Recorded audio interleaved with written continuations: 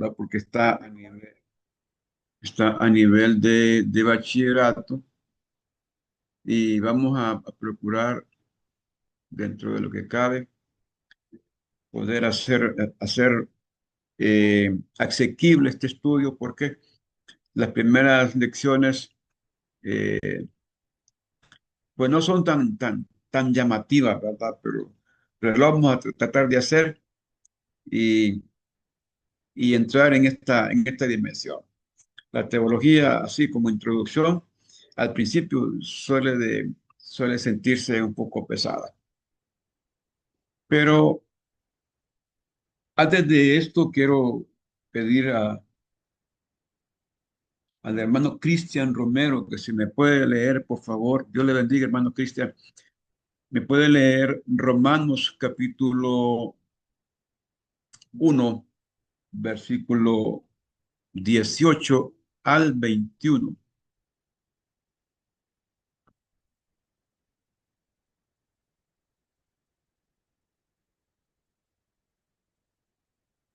Amén, pastor. Buenas noches a todos. Dios les bendiga. Romanos 1 dice, pastor. 1, 18 al 21. Ok, 18 al 21. La palabra de Dios la leemos en nombre del Padre, del Hijo y del Espíritu Santo. En mi Biblia aparece la ira de Dios sobre el injusto como título. Probablemente varía un poco en otras versiones. Porque la ira de Dios se revela desde el cielo contra toda impiedad e injusticia de los hombres que detienen con injusticia la verdad, porque lo que de Dios se conoce les es manifiesto, pues Dios se lo manifestó. Porque las cosas invisibles de Él, su eterno poder y deidad, se hacen claramente visibles desde la creación del mundo, siendo entendidas por medio de las cosas hechas, de modo que no tienen excusa. Pues habiendo conocido a Dios, no le glorificaron como a Dios, ni le dieron gracias, sino que se envanecieron en sus razonamientos y su necio corazón fue entenebrecido. Amén. Amén. Eh, en primera instancia, el conocimiento de Dios lo podemos tener desde muchas fuentes y hay fuentes como la misma palabra de Dios, que es la fuente primigenia. Ahí encontramos la revelación de quién es Dios y conocemos a través de esta palabra, eh, conocemos la esencia, la deidad de Dios, las características de Dios, el fundamento de Dios.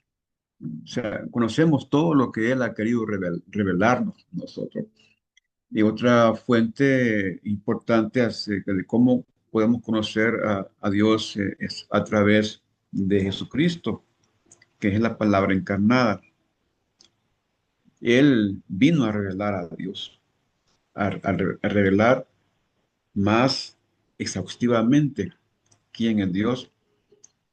Y la otra fuente es la misma naturaleza. La naturaleza nos dice, nos habla que nada pudo haber sido creado de una manera accidental, que no hay un accidente cósmico, que no hay un Big Bang, que no existe, ¿verdad?, un cisma cósmico, no nada de eso, sino un Dios creador, un Dios todopoderoso. Y esta idea de Dios, este concepto de Dios y esta doctrina de Dios ha estado en el hombre todo el tiempo. Y precisamente que el hombre razona acerca de la existencia de seres eh, sobrenaturales. Y desde el principio se tiene conocimiento por algunos estudios que en la Grecia dórica, el dorismo griego comienza allí por el siglo XI antes de Cristo. Y ya en ese tiempo encontramos que ya los hombres comienzan a establecer cuáles son sus grandes líneas de pensamiento y de estudio y establecen, por ejemplo, a la teología como el centro de todas las demás ciencias. Ellos tienen tres ciencias sobre las cuales quieren establecer corrientes para la sociedad. Pero la primera es la teología, es la fuente de toda, la raíz de todas las ciencias, ¿verdad? Los filósofos dicen que la filosofía es la madre de todas las ciencias, pero no es cierto. La madre de todas las ciencias fue la teología y lo fue pasando por el dorismo griego, por la griega jónica, allá en el año 800 antes de Cristo, y también lo fue en el tiempo de la edad de oro de la filosofía griega, que está entre el año 630 al año 300 antes de Cristo, cuando con Aristóteles, Platón y Sócrates. Pero antes teníamos a Homero, a Heráclito y todos estos pensadores que escribían acerca de los dioses. Entonces decimos que en el tiempo de la Grecia dórica aparecen las materias, ¿verdad? El ethos, la teología, la ética y la retórica. Eran tres grandes componentes que manejaban la vida de los griegos. Entonces, dentro de la teología, eh, encontramos un segmento que se habla del sofismo, el sofismo griego, lo que es Sofía. Sofía en griego es sabiduría. Entonces, ellos mantenían toda esa corriente de pensamientos existenciales eh, acerca del hombre, de, de, de dónde viene el hombre, qué es el hombre, para dónde va el hombre. Entonces, dentro de ese pensamiento, ellos tienen la idea de poner eh, a los dioses como objeto de estudio, ¿verdad? Enfocar la acción de los dioses, la saga de los dioses y comenzar a hacer eh, pensamientos, estudios acerca de ellos. En el tiempo de la Grecia jónica se tienen las tres materias, se mantiene eh, la teología, se mantiene la ética y se mantiene la retórica y poco a poco ellos le van agregando un poco más. Ahora, solo que aquí ya entra en esfera el pensamiento acerca de los dioses desde un punto de vista mítico. Entonces, la mitología también ingresa dentro del campo de la teología. Y ya vamos a ir poco a poco viendo cómo esto es importante, por qué es importante hablar de la teología en sentido histórico, de cómo comienza el término, el concepto o la definición de teología. Y cuando llegamos allá en el año 600, 130, en el tiempo de Sócrates, que es que comienza a desnudar a los dioses. Los dioses son desnudados y son puestos como meros seres que juegan con el pensamiento del hombre, juegan con el hombre y empiezan a trabajar con esto de las comedias, de las tragedias, a poner pruebas a los hombres y a exigir sacrificios y a bajar los dioses a la tierra y tener reacciones con los hombres. Entonces, Sócrates es uno de los pensadores que empieza a decir, realmente esto se sale del campo de la metafísica, ¿verdad? Esto no es posible que se pueda dar. Y se pone como de frente a los que manejaban la sociedad, frente a los aristos, ¿verdad? La sociedad griega eh, establecía ciertos estratos sociales, pero el más alto era el aristo, o sea, eran los hombres que manejaban todo lo que es eh, el poder, el poder por el dinero, el poder por lo que se me entiende. De ahí viene la palabra aristocracia, ¿verdad? Que el gobierno de los poderosos. Ellos dominaban. Y después de esto, de los aristos, está la etapa de oro, ¿verdad? El estrato de oro que eran los grandes pensadores, que eran los filósofos, los escritores y todos los que trabajaban con respecto a- al tipo de gobierno y cómo manejar este tipo de gobierno de manera que las ciudades-estados tuvieran un control en todo sentido. Entonces los filósofos y los aristos manejaban el siguiente grupo, que era los grupos de los demos. Los demos son los ciudadanos, los civitas en latín, pero demos en griego, que significa pueblo, pueblo que tenía la capacidad para estudiar a los dioses, para leer de los dioses, porque nadie podía ser ciudadanos si no había cursado el nivel eh, universitario, por así decirlo. No se llama un nivel universitario, pero era el nivel de esfeba, ¿verdad? Ellos tenían tres niveles educativos, que una es la didascaleia, que es como de 6 años a los 13 años. No sé si ustedes notan la diferencia con lo que tenemos hoy día nosotros. La didascaleia, que era de los 6 años a los 13 años. La didascaleia pasaba después a la gimnástica, es el segundo nivel, que pasaba de los 14 años hasta los 17 años. En la gimnástica, ahí se movía todo lo que tenía que ver con los Juegos Olímpicos y el desarrollo del cuerpo y la mente. Pero después de que pasaban por eso, tenían que pasar de los 17 a los 21 años a la FEBA, que era la parte ya donde se focalizaba el estudio de las personas a un nivel superior. Cuando terminaban sus estudios superiores, entonces les daban una cartilla, y esa cartilla decía que él ya era un ciudadano. Entonces, eso era el demos. Y entonces, cuando se habla de un demos kratos, de un gobierno del pueblo, era un gobierno de ciudadanos. Y entonces, ellos tenían derecho a elegir y ser electos, derecho a participar del ejército, a ser parte del ejército.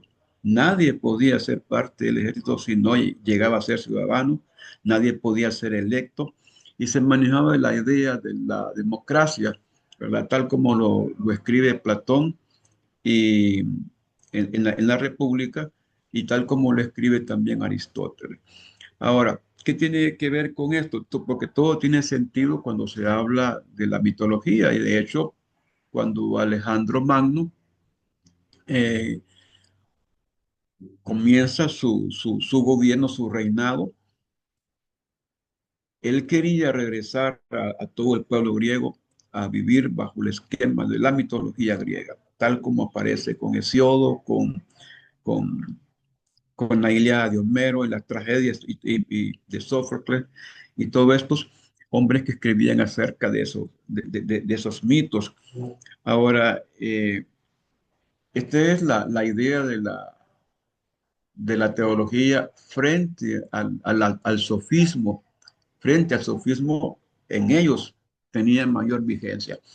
Y asómbrese porque cuando llegamos al año 1227, que en Europa comienzan las universidades. ¿Y cómo comienzan las universidades? Con la trivium. ¿Y cuál que era la trivium? Volvían a estudiar teología, volvían a estudiar la retórica, volvían a estudiar la ética. O sea, comienza nuevamente el aspecto del estudio. No había una filosofía como tal, ¿verdad? Aristóteles desarrolla esa idea, y ya vamos a ver más tarde de qué sirvió eso. Entonces, ¿qué ocurre con la historia de la teología? La historia de la teología, entonces, es que tiene un origen bíblico, no tiene un origen en los pensadores cristianos, en los pensadores eh, eh, hebreos, sino que el término tiene un origen griego. Vamos a quedar claro con eso, que el término tiene un origen griego. Está en el pensamiento griego, ¿verdad? Ahí va a encontrar algunas palabras que están en griego, porque el texto original donde tomé esta lección, ¿verdad? Está así, pero no se preocupen por los términos, porque ustedes van a tener que llevar griego casi como a la fuerza y, y van a ir aprendiendo. Y de hecho, les voy a pedir que si pueden traer en la próxima semana, traer el alfabeto griego, traerlo escrito desde el alfa hasta la omega, ¿verdad? Traer escrito ese alfabeto griego desde el alfa hasta la omega. Si no, no, aunque en internet encontramos eso, hoy día está más abierto. Cuando yo estudié no había nada de eso, había que sacarlo de los diccionarios, pero pueden hacerlo. Ahí vamos a ir viendo estas palabras.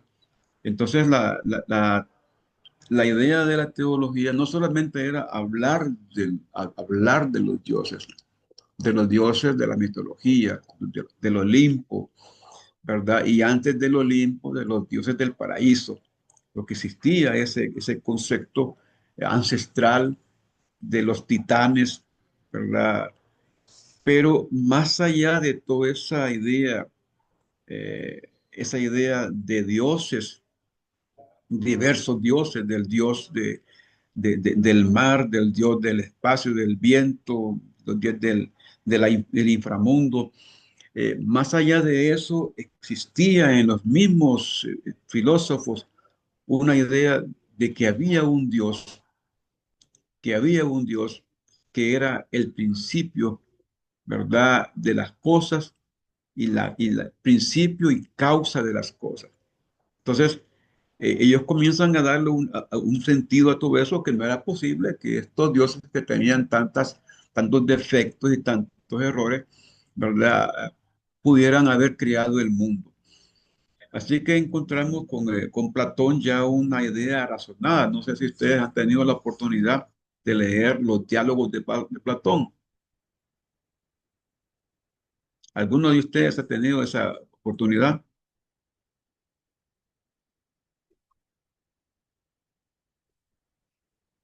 Tuve la oportunidad de leer un discurso del rector de la Universidad de Costa Rica en una graduación. Y es interesante el discurso de este rector de esta Universidad de Costa Rica, porque en su discurso lo basó sobre el diálogo de Platón. Y él comenzó a dar todo un discurso al estilo antiguo, todo un discurso de por qué el hombre debe de conocerse a sí mismo, de por qué el hombre debe conocer sus pensamientos y el pensamiento de otros hombres y enarbolar el pensamiento de otros hombres y mancomunarlo para el bien común, la búsqueda del bien común. Y le daba un sentido a esto del estudio del hombre, del antropos y del concepto de una idea que tiene que ir más allá de lo que podemos palpar, de lo que podemos ver, con el fin de encontrarnos en un momento vamos a ver si puedo traer la idea de encontrarnos en un momento ideal donde la sociedad pueda vivir en armonía y tener un solo pensamiento, un solo enfoque. Y decía este rector que solo cuando se tiene una idea eh, focalizada en la mente de los hombres y todos trabajan por esa misma idea, entonces es que se pueden desarrollar los pueblos. Y entonces decía Platón con respecto a la idea de los dioses, que él no creía en todos los dioses que creían los demás, pero que sí creía que había un dios más allá de todos esos dioses. Esos dioses son un reflejo de un dios que había atrás de ellos, que era en sí el creador del cielo y de la tierra. Y ustedes se acuerdan que allí en el libro de los Hechos encontramos a Pablo que va al Areópago de Atenas y que ahí están, le dan la oportunidad de dar un discurso y que en la parte frontal de ese Areópago hay una frase que dice al Dios no conocido. En el fondo ellos tenían una idea de ese Dios, pero esto de la teología, tal como lo van estudiando los filósofos, los estudiosos, es que están trayendo y transformando la idea que había en la mente de las personas, la idea del mito, pasarlo al concepto de logos. Por mucho tiempo, por muchos siglos estuvo la idea en la mente de los griegos que entre la unión de un dios y los hombres, esa unión iba a producir un fenómeno importante, un logos, y que ese logos, que ese logos podía ser un ente, y ese ente podía ser un hombre que tendría la capacidad de entender tanto a los dioses como entender a los hombres.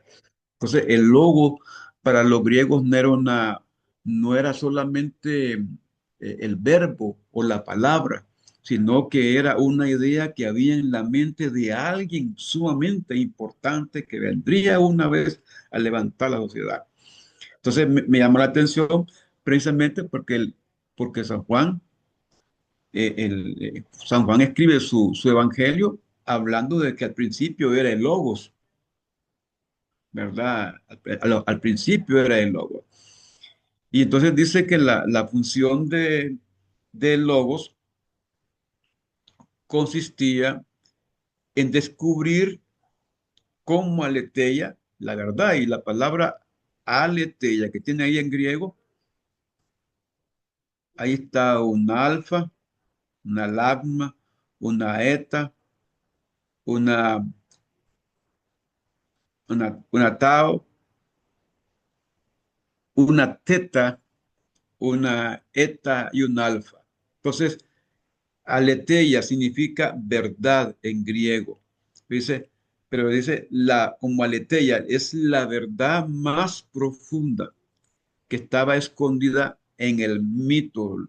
Podían hablar, por ejemplo, de Apolos, podían hablar de Hermes, podían hablar de, de, de, de Zeus, pero más allá de todo eso, había una idea que estaba escondida en cada uno de ellos, que el hombre necesitaba descubrir, y era la aletheia, la verdad.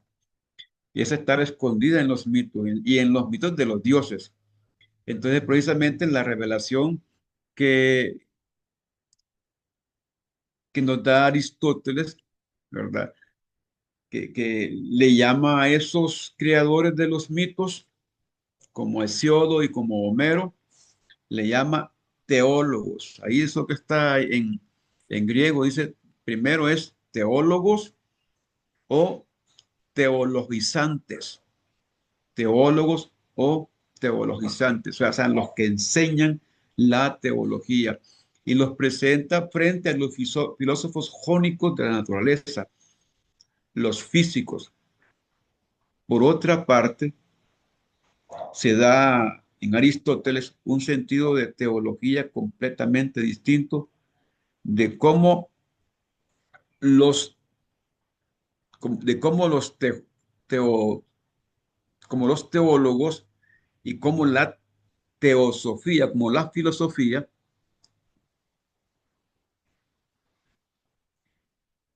los teólogos, la filosofía o la epistemología o la episteme, ¿verdad? Que es el fin de las cosas, de por qué estudia la teología y por qué el teólogo tiene que ver con el fin de las cosas. Se refiere al estudio filosófico, metafísico del ente en su ser y constituye el tema de lo que Aristóteles llama filosofía primera.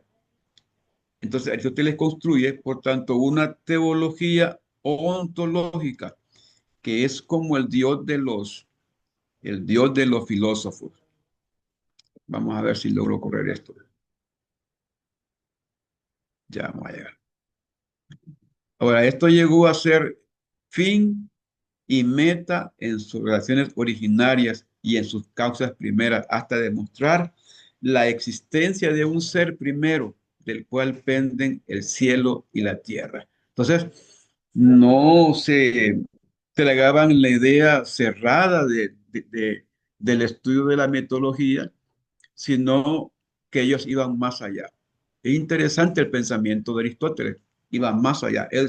Tanto Aristóteles, Platón, como Sócrates, ¿verdad? Tenían una idea que iba más allá del estudio solamente de lo que podían mostrarse los dioses cuando hablaban de sus sagas.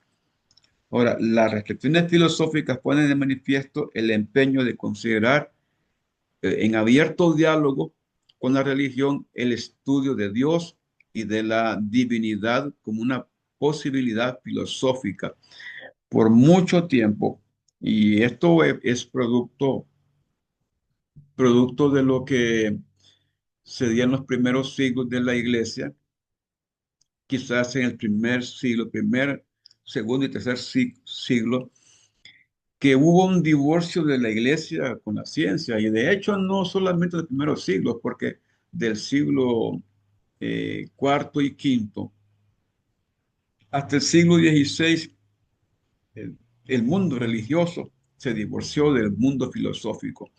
Y habían ciertos intentos, como lo hizo primeramente Agustín de Hipona y después Tomás de Aquino. Pero esto es interesante, eh,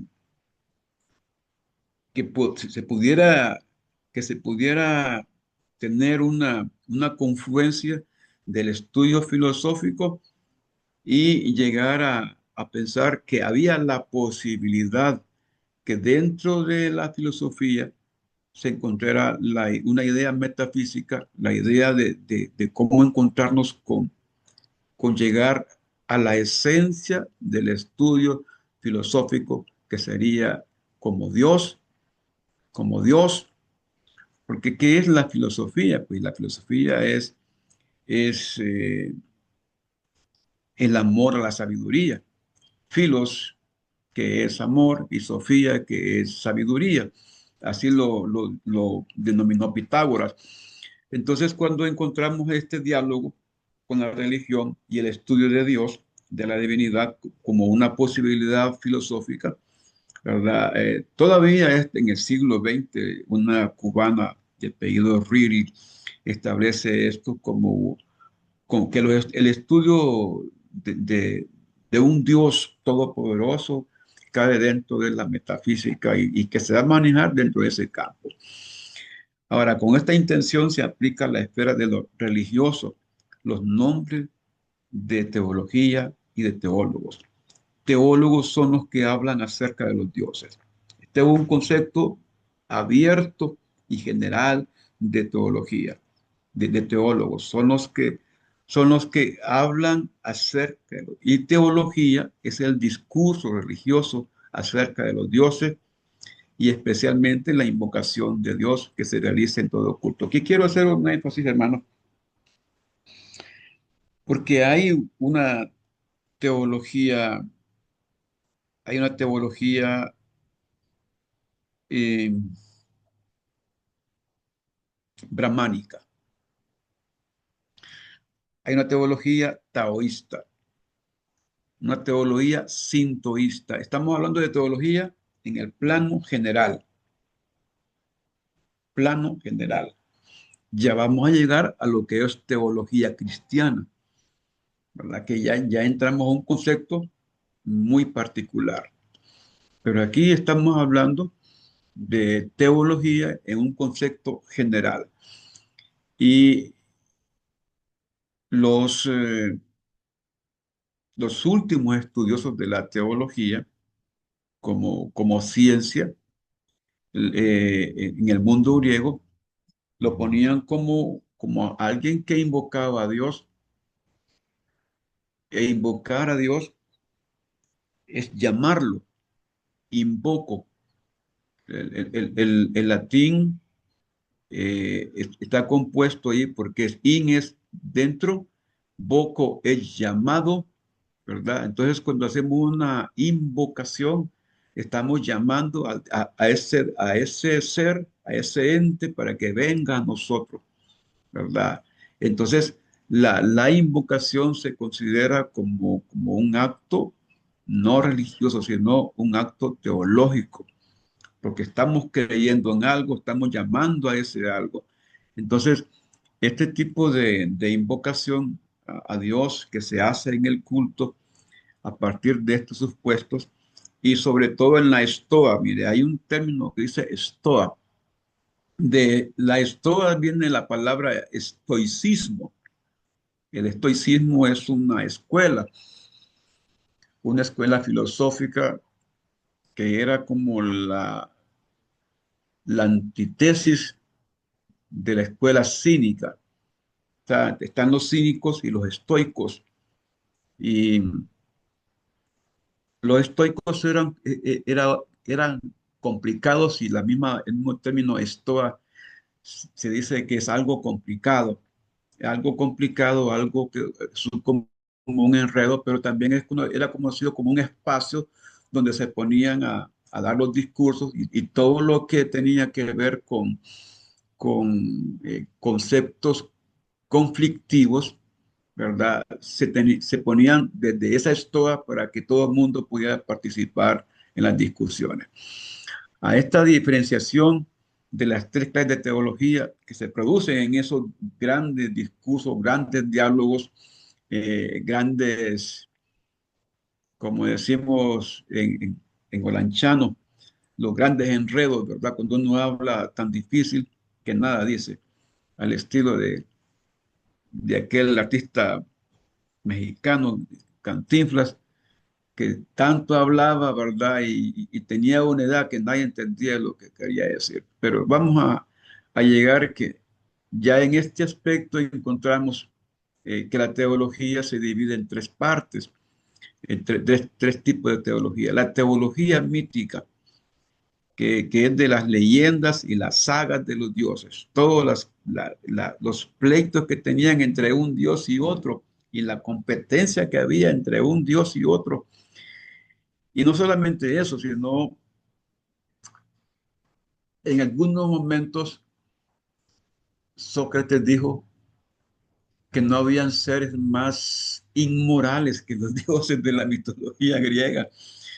Y cuando Sócrates habló en esos términos, entonces los mismos poderosos no hallaron otra forma que condenarlo, porque dice que era un corruptor de jóvenes, cuando hablaba de esa manera, que los dioses eran seres inmorales. Y entonces lo mandaron a matar, pues le dieron veneno, le dieron la mentada cicuta. Entonces la teología mítica es la que habla de las leyendas y de la saga de los dioses. La teología física de los filósofos que se ocupa de la natura, de la diosa naturaleza, ¿verdad? De la fisis, de su verdadera esencia. O sea, la física y la diosa naturaleza de todo lo que puede producir.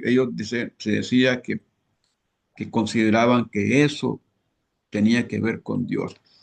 Y hay un concepto filosófico de que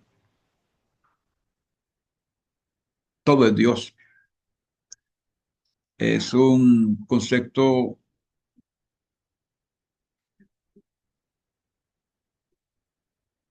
Tal vez ustedes han escuchado la palabra panteón, panteón, ¿verdad?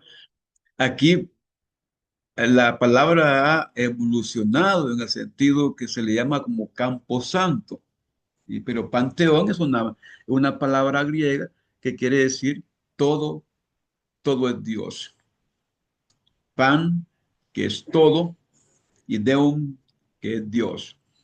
Entonces, cuando estamos hablando de la natura Deum, de la diosa naturaleza y de la física, de su verdadera esencia, el estudio de todo eso, ¿verdad? Como decía el jurisconsulto Gallo, que hablaba que así como hay una naturaleza, Dios en la naturaleza, también de la naturaleza se pueden encontrar las grandes leyes, las leyes de la vida natural que está por encima de las leyes de los hombres. Y también está la teología política, la teología de los legisladores del culto público estatal. Aquí encontramos una obra de, de Barro que dice Anti- Antiquitates Rerum Humanorum et Divina. Entonces, las antigüedades del reino humano y divino. Está en antiguo latín.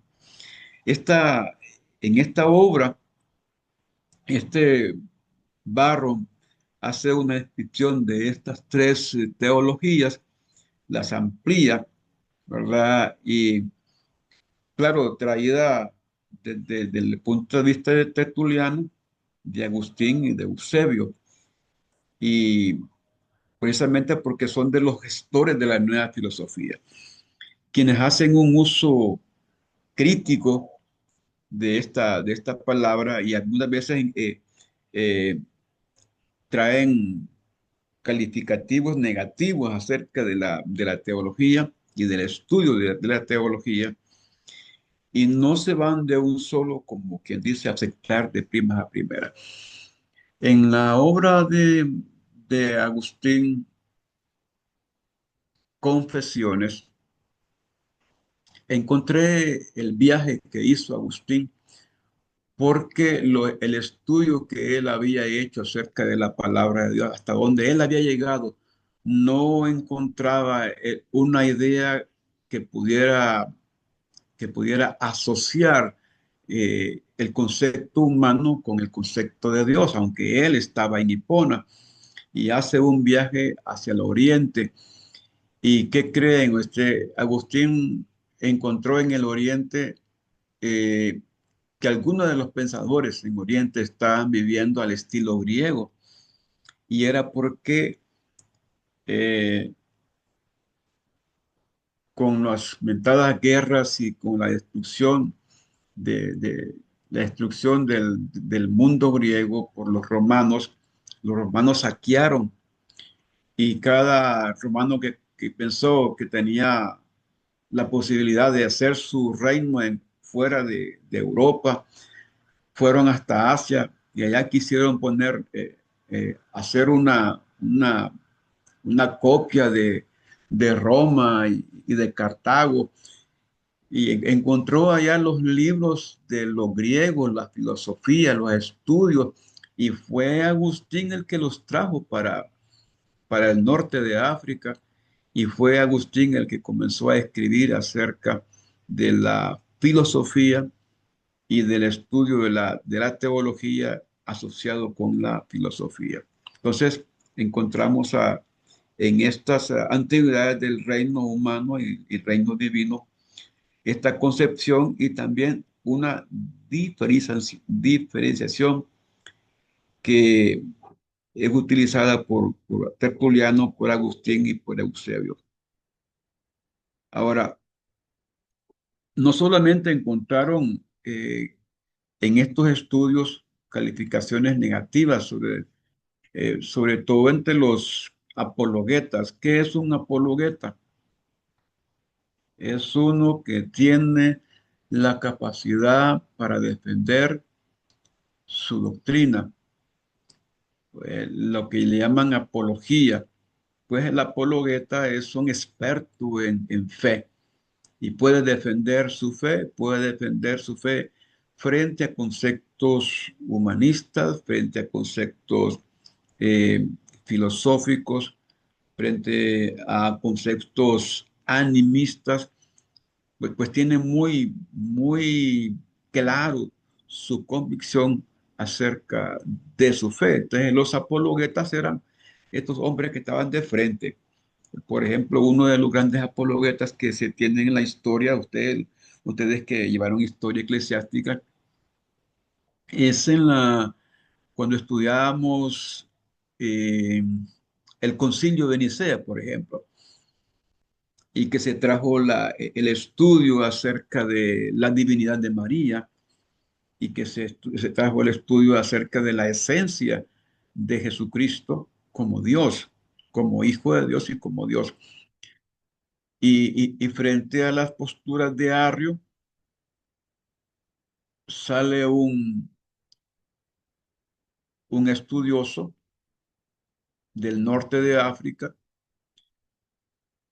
es el gran defensor en ese concilio, Juan Crisóstomo, sale como un gran defensor, como un gran apologeta. Entonces, apologeta es un estudioso que defiende la fe.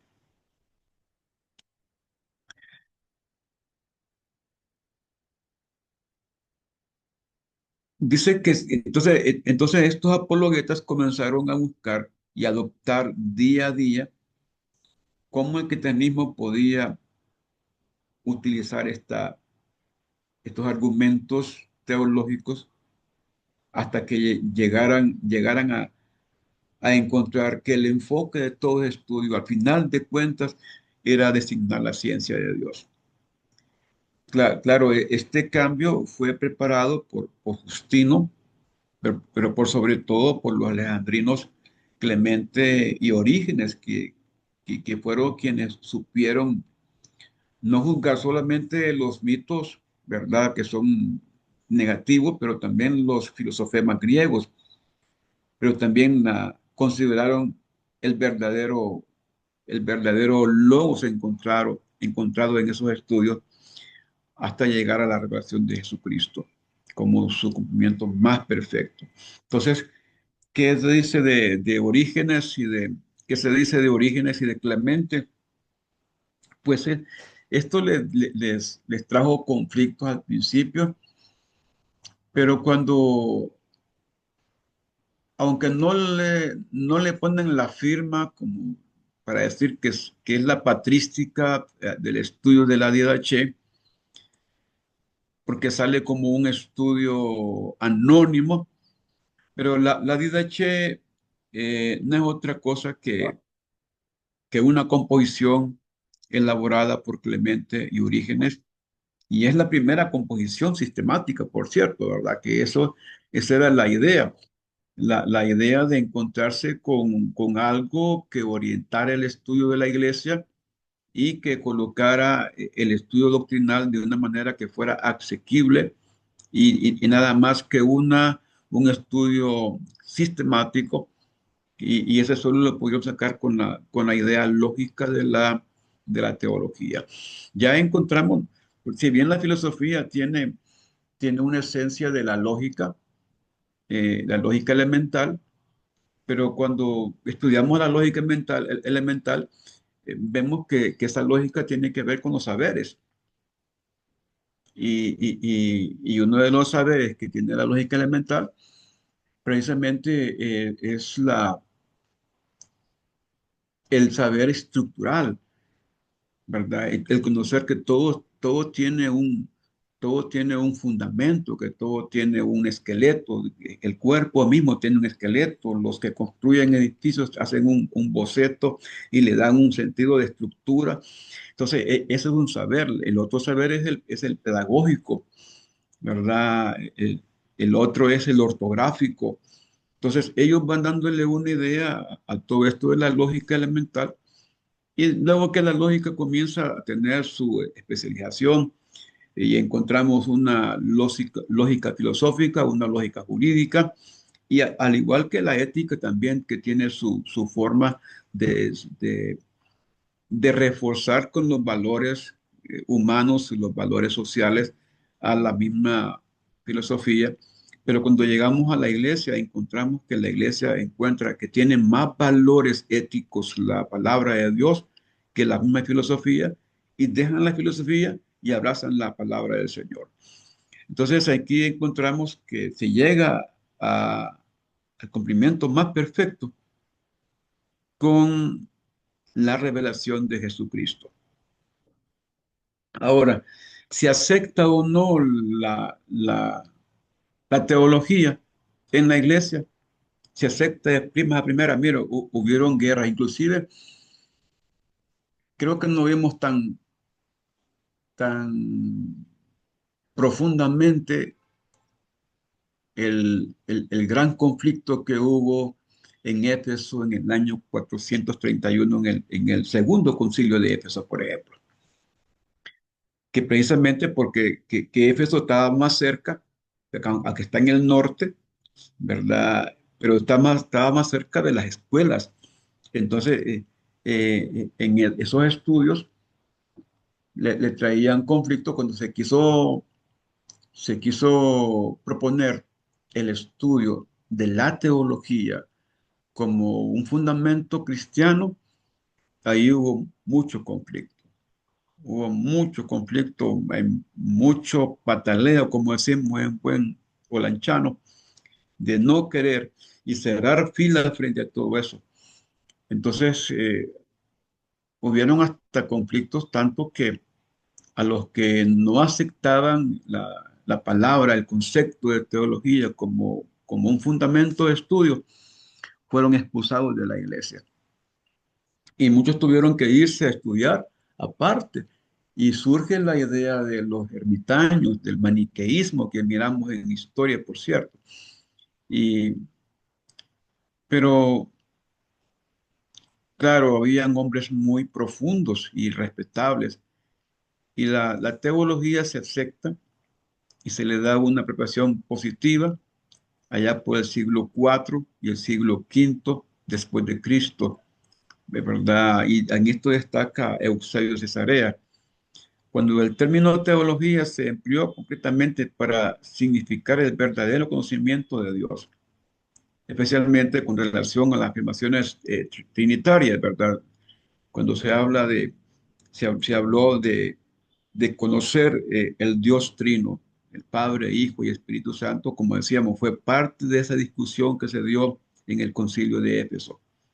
Y también en el concilio de Constantinopla se volvió a retomar el asunto. Había algo que inquietaba eh, a los primeros estudiosos de la escritura, porque habían órdenes que se habían asociado para defender la integridad de las escrituras y la integridad de la doctrina, cosa que hoy día no se encuentra ya nada de eso, de que hayan personas que eh, que tomen como un ministerio la defensa de la unicidad, de la integridad de la escritura y del concepto eh, completo de Dios, que no se le quite a Dios, ¿verdad? Su poder, que no se le quite a Dios su esencia, sino que Dios sigue siendo Dios, como dice mi esposa, Dios sigue siendo Dios.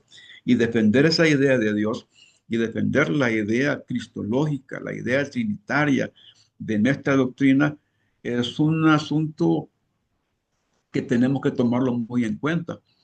Quizás en aquel tiempo tuvieron que pelear, que discutir para, por llegar a asegurarse que no estaban cometiendo una apostasía ni una herejía, que no estaban contaminando en sí la esencia de la doctrina.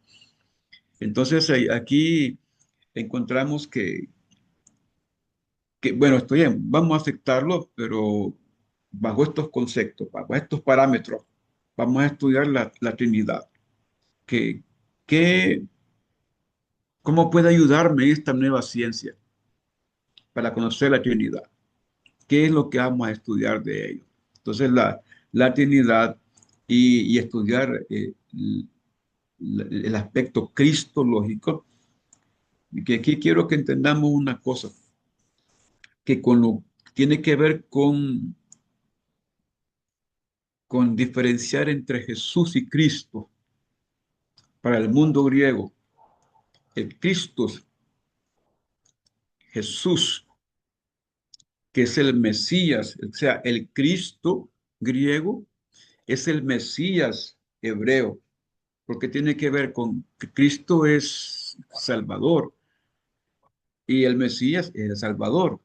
Entonces, cuando hablan de cuestiones cristológicas, están hablando de cuestiones que tienen que ver con el Salvador. Por ejemplo, aquí encontramos una expresión en griego. Dice gen triadi, gen teología y teleia estim. O sea, que el estudio de la Trinidad en la teología, déjeme ver si me acuerdo de esa teleia, de esa teleia.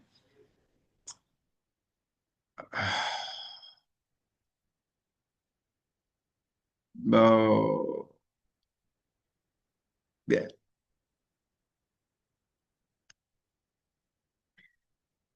Lo que quiere decir la idea es que el estudio Pastor, de la Trinidad, dime, disculpe, dice, en la Trinidad la teología es perfecta. sí, exactamente. La, como hay una discusión bien férrea con respecto a la unicidad de Dios, ¿verdad? Y lo que hacen con la teología es que siempre se busca una unidad compuesta.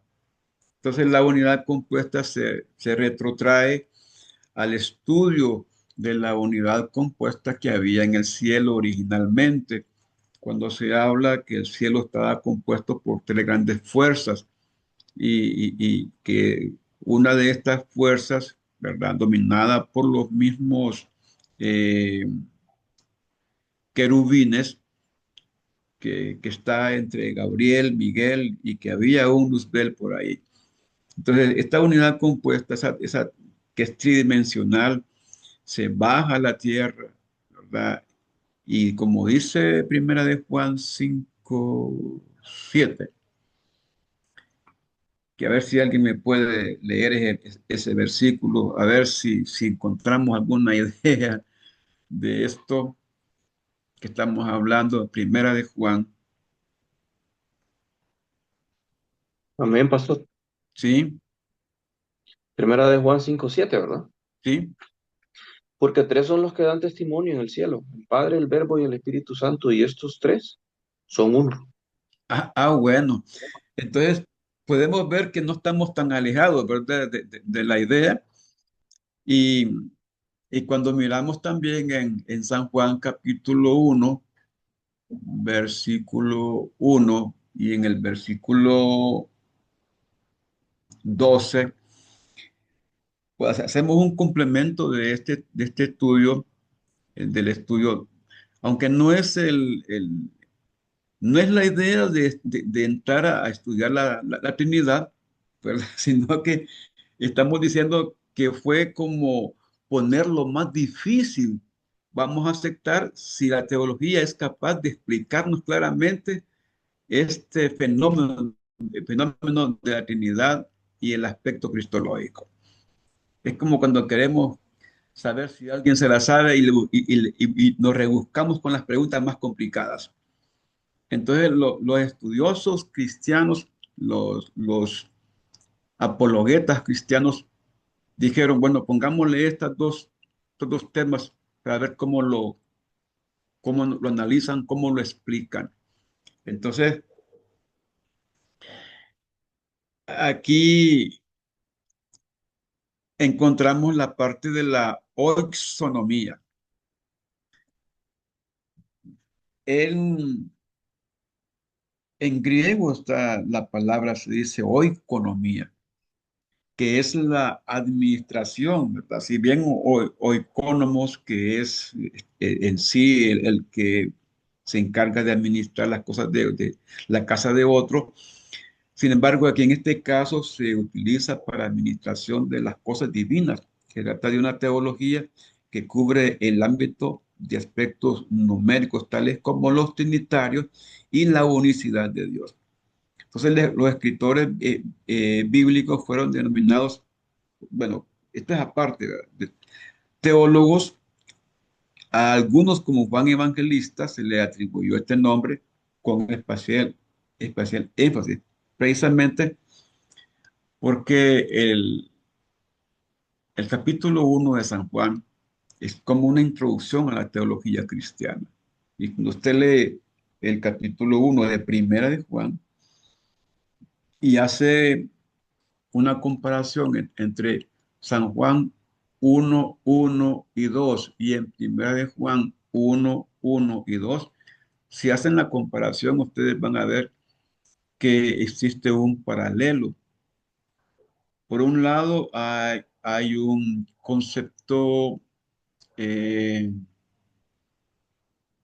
polar en cuanto que no están juntos, pero ese concepto polar se vuelve paralelo al mismo tiempo, porque usted puede hacer la suma de los dos textos y va a encontrar que la suma se vuelve íntegra. Cuando hablamos de suma, es que creo que lo vamos a ver cuando, digo, se va a ver cuando lleguen ustedes hermenéutica, porque en hermenéutica para poder tabular los diferentes conceptos, sobre todo cuando se habla de los evangelios sinópticos, en verdad encontramos la idea completa, la verdad completa, cuando hacemos la suma de los versículos y sacamos las palabras que son repetidas tantas veces, pero si son tres versículos, esta palabra se va a repetir tres veces. Por ejemplo, hay un versículo que dice Jesús el rey de los judíos. Otro versículo dice que este es Jesús Nazaret, el rey de los judíos. Y hay otro versículo que dice, este es Jesús, el rey de los judíos. Entonces sumamos todo y abajo dice exactamente el versículo ya en su sentido más amplio. Entonces, esto lo hace la teología. Más adelante vamos a ver qué tipo de teología hace eso, porque hacemos una distribución. Queremos terminar, ya terminamos aquí, con la aportación de, de, de este proceso de llegar a encontrarnos con la aceptación de la teología y de llegar a utilizar la teología ya como una ciencia, porque realmente no es una disciplina, realmente es una ciencia. Tiene un campo de estudio, tiene un espíritu de estudio y tiene eh, ocupa un lugar especial en un gran segmento de la población mundial. Vamos a quedarnos aquí porque ya el tiempo se nos agotó. Hay algunos términos ahí que, si no lo entienden, pueden buscar un diccionario teológico o pueden buscar en Google, si es posible, si ustedes quieren, pero hay términos que tenemos que entenderlos, van a salir más adelante. Esta es la parte más complicada que hay, ¿verdad? La teología, la introducción. Ya en la clase que viene ya es más cristiana, ¿verdad? Ya podemos entrar todos y poder comprenderla. Pero si alguno tiene alguna inquietud con respecto a este proceso de cómo este estudio pasó de ser eh, un estudio vernáculo a un estudio eclesiástico.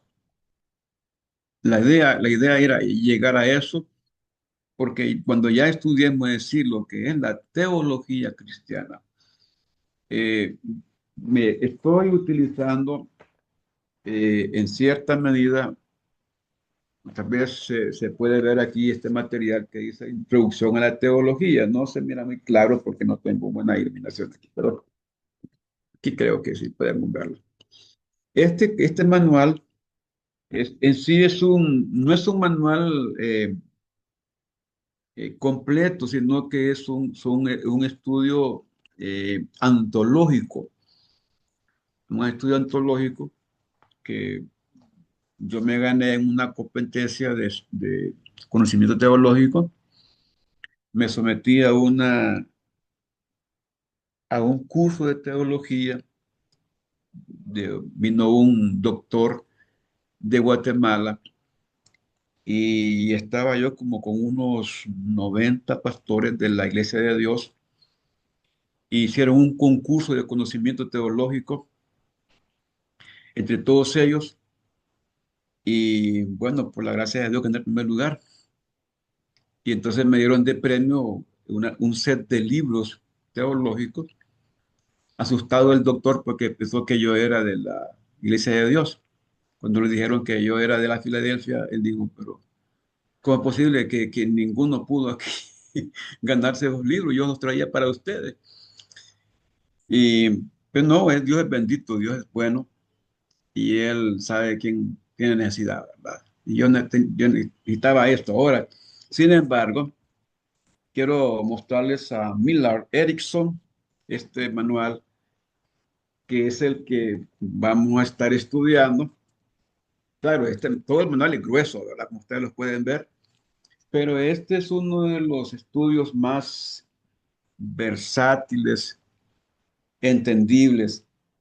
Millard Erickson, que habla de la teoría sistemática, ya la próxima semana vamos a estar estudiando sobre esto. Si ustedes pueden, no sé si lo consigan en PDF, porque creo que este manual no lo, si un caso lo consiguen va a ser por precio, ¿verdad? Con un valor ahí. No sé cuánto cuesta, eh, porque este manual yo lo mandé a comprar a Guatemala. Tres libros de teología me costaron 5.500. O sea, no son baratos. Y aquí en Honduras no los venden, pero sí en Guatemala hay. Digo, por si alguno se interesa, porque esto es un estudio completo. Eh, Preguntas, hermanos, aportes.